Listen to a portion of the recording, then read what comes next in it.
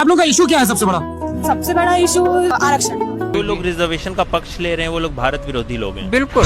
तक रिजर्वेशन आरक्षण रहेगा देश का भला नहीं हो सकता। ये हमेशा आरक्षण की भीख क्यों मांगते रहते हैं? अगर इनमें दम है, ये कहते हैं हम ब्राह्मणवाद को खत्म कर दे, करो ना ब्राह्मणों से मुकाबला, आओ ना तुम मैदान के अंदर। आरक्षण उस टाइम इसलिए दिया गया था क्योंकि उनके साथ बहुत ज्यादा अत्याचार करते थे, उनको किसी चीज के लिए अलाउड नहीं करते थे, वो हमारे कुएं से पानी नहीं पी सकते थे, कोई स्कूल में जाना अलाउड नहीं था। बट अब हमें ऐसे दौर में आ गए कि ये सब बहुत कम जगह पाया जाता है जहाँ ये सब चीजें हैं। बस बस बस छूना नहीं है, मैं अछूत आदमी है। India may be witnessing the rise of a new kind of protest politics. Calling itself the reservation हटाओ आंदोलन। नीचे क्यों बैठ गए? कुछ लोग बड़े कॉन्फिडेंस में कहते हैं कि अब आरक्षण खत्म हो जाना चाहिए, लेकिन प्रॉब्लम है कि भाई आधे से ज्यादा लोगों को इसकी मेन प्रॉब्लम पता ही नहीं है, बस वो बोल रहे हैं। Reservation was never for the poor people.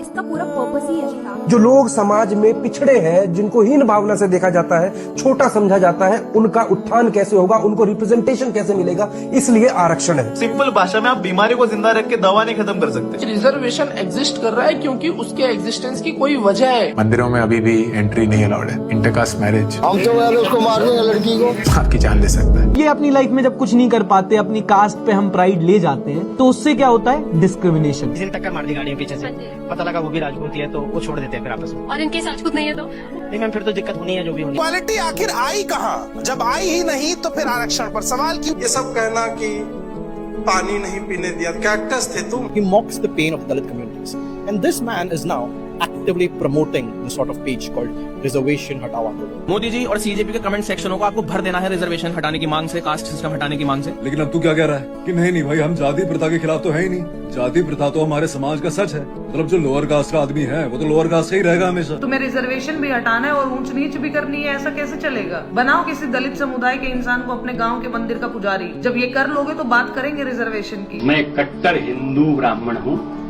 छुआछूत जात पात मानता हूँ। एक पुजारी ने 10 साल के दलित बच्चे से रेप की कोशिश की और पूरा ब्राह्मण समाज पुजारी के समर्थन में खड़ा हो।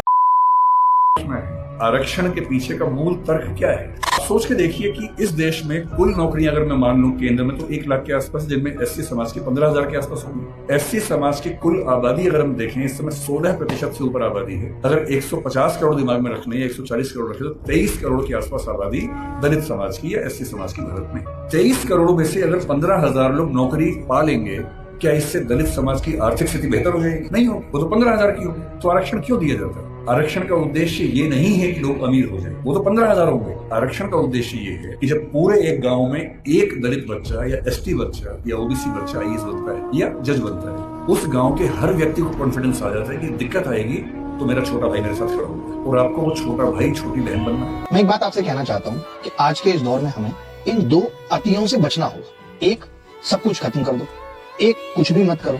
मैं खुद ये मानता हूँ कि आज रिजर्वेशन में रिफॉर्म्स की जरूरत है, लेकिन जब आप बात करते हैं कि रिजर्वेशन एकदम खत्म कर दो और मैं लॉजिक पूछता हूँ तो आप कहते हैं अरे मेरा दोस्त है ऐसी कैटेगरी से आता है, देखो आज कहाँ पहुंच गया। मैं वही, उनके बच्चों को स्कूल में अलग बिठा दिया जाता था, जगह नहीं मिलती थी, उनकी बारातें गांव के बीच से नहीं गुजर सकती, वो गांव के सरकारी नल से पानी नहीं पी सकते, उनका घर गांव के बिल्कुल अंत में होगा और आज भी इसमें से 90% चीजें वैसी की ही वैसी हैं। सोचिए, जिस समाज ने किसी इंसान को जन्म के आधार पर सम्मान से वंचित कर दिया हो, क्या आप उस सामाजिक और मानसिक दूरी को, उस खाई को इतनी जल्दी पाट सकते हैं? नहीं। अम्बेडकर साहब से सीखना चाहिए कि मैं जिस पृष्ठभूमि से हूँ उस पर शर्माना नहीं है। अगर वो पीछे की स्थिति है तो उससे लड़ना है और अपने साथ साथ अपने पूरे समाज को मुख्य धारा में लाने के लिए एड़ी चोटी का जोर लगाना है।